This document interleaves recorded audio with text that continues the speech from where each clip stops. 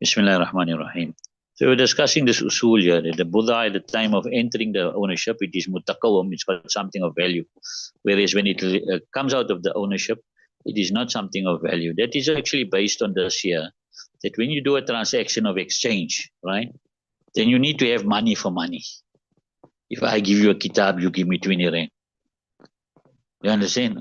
Or I give you $5, you give me 100 rand. You need to have something of value for something of value, right? So when a man gets married, that meher is khilaf qiyas. He's paying for something that's not tangible. You can't. It's not something that you can. That's like a commodity, right? So that is khilaf qiyas. That when the person gets married, he has to pay, right? But because it's from the side of the Shariat, therefore we say now the Buddha, the Shariat allows this now against qiyas, that when you own your wife, you take possession of the Buddha, you need to pay. You understand it?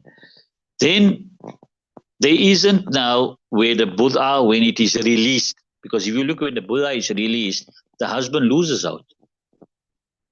He loses out, right? So if you look at it from that aspect, logically you should say, look, I'm releasing, you pay. You understand it? You're supposed to pay.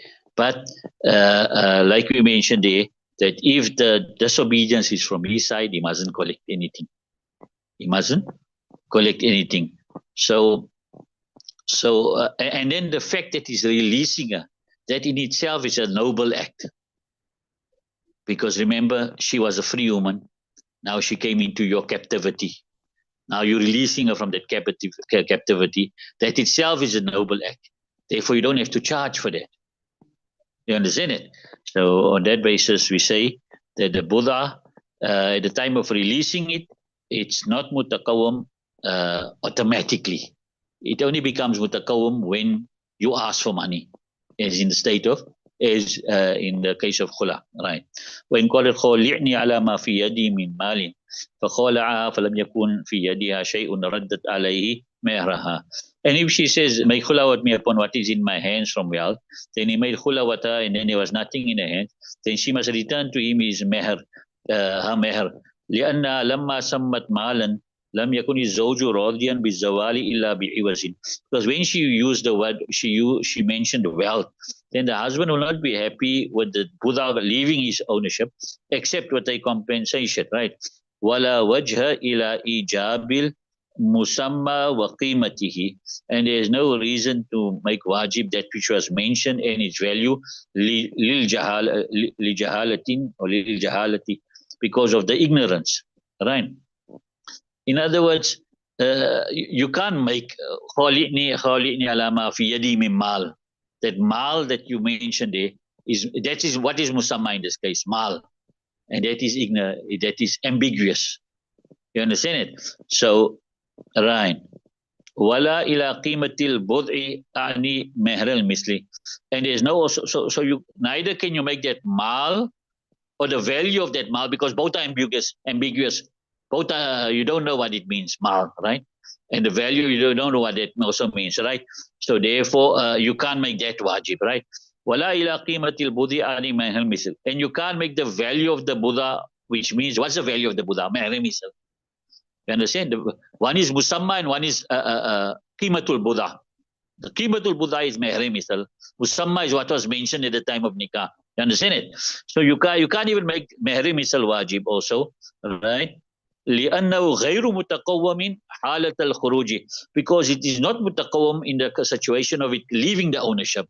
Remember that meher misal is your judge, your yardstick, when at the time of it coming into ownership. But at the time of leaving the ownership, you can't make meher misal the judge.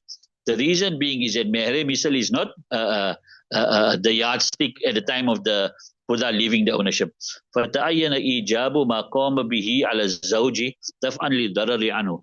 So now making wajib that which landed the husband becomes specific to repel harm from him. In other words, now, so you tried, you couldn't make mal wajib, neither the qimat of mal wajib, lil jahalat, right? Then you couldn't make the qimat of the Buddha, which is mehri misal wajib, because mehri misal is not a yardstick at the time of the losing or releasing the Buddha, right? So the only one thing you got left now to make, well, you can only make wajib, is whatever the husband gave you as meher, give that back to repel harm from him, right? ولو قالت خالعني على ما في يدي من دراهم أو من الدراهم ففعل فلم يكن في يدها شيء فعليها ثلاثة دراهم. And if she said, my khula with me upon that which is in my hand from dirhams or from the dirhams, then he did that. Then there was nothing in her hands.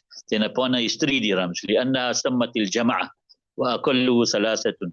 Because she mentioned jama, darahim, right? And the list of jama is 3. وكلمة منها هنا للصلة دون التبعيز.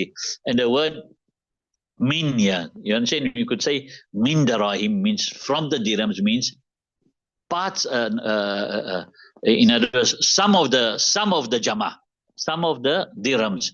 But here they say the kalimat min here is for bayan, to explain what it is, right? And not for tab'iz, not to show a portion of it. لأن الكلام يختل بدوني, because the kalam will be deficient without that min there. In other words, you said خالقني على ما في يدي دراهم. The speech don't sound right. You understand it? The speech is not sounding right. خالقني على ما في يدي دراهم. There's something missing there. So without that min, the sentence doesn't sound right. So that shows that min is not tab'iz, but that min is for bayan. Right. Right. Then we got وإن اختلعت على عبد لها آبك على أنها بريئة من زمانه لم تبرأ. And if she made khula upon a slave which has ran away from her, upon this condition that she is free from his responsibility, she will not be free. وعليها تسليم عينه. And it's binding upon her to hand over that slave in qadarat, if she's able to. She needs to catch him and bring him, right?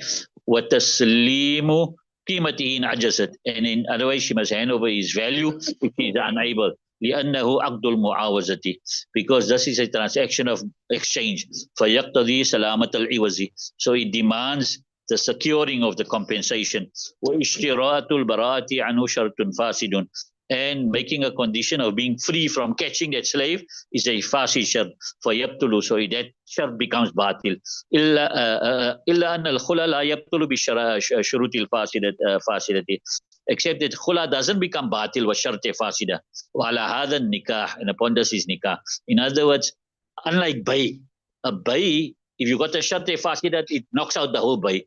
But in nikah or in meher or in khula, you got a shart fasid, the shart fasid falls away, the nikah and the khula goes through. You got it? Leave it till later.